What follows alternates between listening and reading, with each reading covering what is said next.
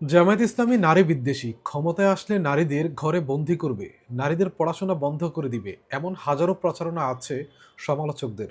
সেই জামায়াত ইসলামী এবার নির্বাচনে নারীদের নিয়ে বিপ্লব ঘটাতে যাচ্ছে। দেশের প্রত্যেকটি নির্বাচনী আসনে প্রচারণায় নারীরা ব্যাপকভাবে জামায়াতের পক্ষে রাজপথে নেমেছে।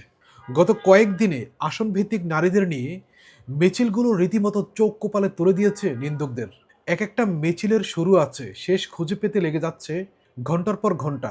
গতকালকের নীলফামারীর নির্বাচনে মিছিল তো অবাক করে দিয়েছে নেটিজেনদের। একটি থানাতেই এত নারী সমর্থক রয়েছে তাদের। জানা গেছে একক রাজনৈতিক দল হিসেবে জামায়াত ইসলামীতে সবচেয়ে বেশি কর্মজীবী নারী রয়েছে। জামায়াত প্রতিষ্ঠিত স্কুল, কলেজ, বিশ্ববিদ্যালয়, ব্যাংক, হাসপাতাল, মেডিকেল কলেজ সহ দেশের বিভিন্ন প্রতিষ্ঠানে তারা কর্মরত রয়েছেন।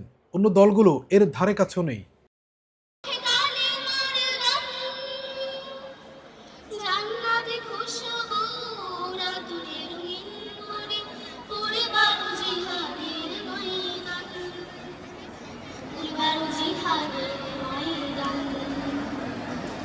আগামীর দিন হবে সুশীতল কুরআনে মুক্তি স্বপ্ন অবদান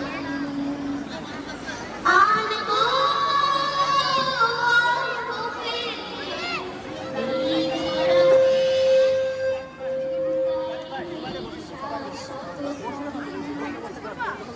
তুষার পৃথিবীতে গোলাপ ফোটাবো তাই আমাদের দুর্বার সংগ্রাম সুমাইয়া খাওলারা যে পথে গেছেন চলে সেই পথে আজও চলি অবিরাম।